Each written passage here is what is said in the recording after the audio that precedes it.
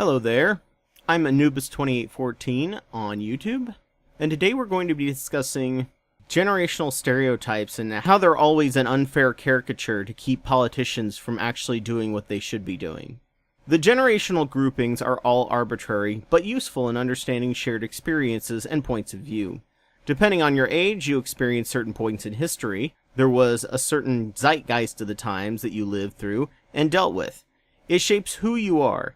However, the very reason for segregating the age groups was specifically for marketing. The Lost Generation, Greatest Generation, Silent Generation, Baby Boomers, Waves 1 and 2, Gen X, Millennials, and now a placeholder called Gen Z, even though the X in Gen X stood for 10. Gen Z, like the Millennials, who were temporarily called Gen Y, will have to wait to be named until they're old enough to be defined by something, and the namer will make a lot of money in books. And because marketing decided to base this on generation, people ignore something even more important when discussing a generational grouping: income class. Lumping all people of a generation together and ignoring income division can create a seriously warped perspective on issues that a generation has and its problems. Every new generation is called a slacker generation, all the way back to Plato. The past was always better, and we work so much harder than this new generation thanks to the evolved bias called Golden Age Syndrome, where danger and negative stuff currently happening is the center of your mind, but long term you more easily forget negative memories and retain positive memories, so the past is always better. That said, take for example millennials. If you read the news for the past 2 decades, they were the participation trophy generation, the entitlement generation, the lazy generation, who couldn't afford to buy a house because they bought super expensive avocado toast. People who want to suppress free speech on campus. Therefore, it's their frivolous lifestyles that make them poor. Well, if you look at actual people they are talking about, the entitled, privileged, lazy, and spoiled, you will find one thing most in common with them. They're much closer to the upper middle class, or even rich. Just like with every generation. These are sensational stories about rich kids getting away with being super rich and super spoiled, treated like a precious snowflake needing their safe space, participation trophies, extravagant spending on iPhones, and avocado toast, not being able to function in normal society. This was true about most upper middle class kids for generations, and defined kids of the younger generations. It was also only rich schools that had the most of the protests to suppress free speech on campus. The millennial generation is a huge generation, so the upper middle class millennial is also a huge demographic.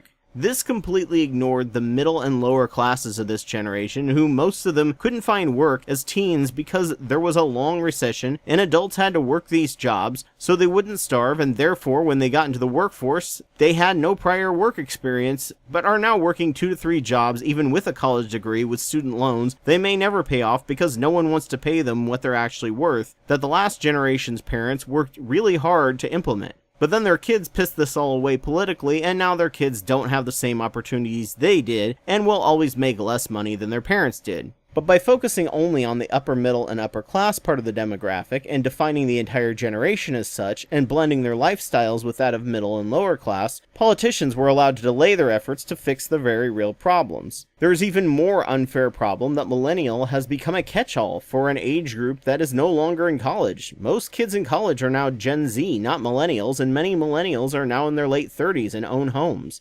I'm on the cusp generation between millennial and Gen X, and no one can decide which group I actually belong to, and I relate to both. But thanks to my time in the Navy, my entry into the job field was delayed, and I felt all the pain the millennial generation, but enjoy the culture of Gen X. This twisting of the narrative of generations, merging the generations into one archetype, and making them a mishmash of all the economic states combined, played well into the hands of politicians, and allowed the older generations to berate younger people, and feel superior to them, and never listen to their problems, because it was all their fault just like their parents did, and the ones before them. Stereotyping a generation is a perfect way to silence their concerns. The teenager was invented in the 50s, they were stereotyped as beatniks. The 60s, most young adults were hippies. The 70s, all disco junkies. The 80s, all material girls, yuppies, or metalheads listening to the devil's music. The 90s, slacker generation of grunge, and now the 2000s, the entitled adult snowflake babies who just want a handout, don't want to work, and are always broke because of avocado toast. Maybe we need to stop listening to the news about individual bad apples of a particular age range and look at the data overall and ask them based on class what their issues are. The caricature created for each generation is like if you watched Willy Wonka and thought that all children in the era were always poor like Charlie Bucket because they all acted like Veruca Salt. You would rightfully think that they should all fail and wallow in poverty for a while until they learn that the world doesn't revolve around them, while ignoring class and cherry-picking facts about differing income demographics has created a stereotype that should never exist. If you are of the older generation, or even a current millennial, and have an opinion of younger people, stop it. Just stop it. You weren't special at that age. They aren't any worse or better than you. You are being manipulated to hate the younger generation just like your parents were, creating a generational war for no reason. Your opinions are probably not about young people, but about rich people, and poor and middle class kids' problems are probably not their own doing, but what rich people did to them, just like with every generation.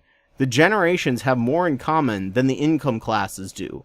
Don't buy the BS, look at the data, withhold your prejudice, and listen to young people and take them seriously, or they may just end up resenting and hating you when you're too old to work, making your old age miserable for everyone involved because of your sheer stubbornness, and young people are having to clean up your mess you refuse to see coming because of grossly misleading stereotypes. So thank you so much for joining me on my podcast. I'm sure there was nothing controversial about this, and everyone will happily get along in the comments section, which you can do on the YouTube version of this video, link in the show notes. Just a reminder that I'm Anubis 2814 on YouTube, and I have over 500 videos on different topics that I've made over the past 10 years. Please subscribe, and if your podcast site has the option, give me a like or review. If you think what I have to say informed you, consider supporting my Patreon. I'll be doing this podcast weekly and try to get it out on the same day, so I hope to see you here next week, ready to be filled with new ideas. Take care. A big thank you goes out to Elias Garcia Guevara and Joe Taylor, who sponsor the show at $10 a month at the Wapawet level on Patreon. Please consider donating as well if you can, and thank you all for listening.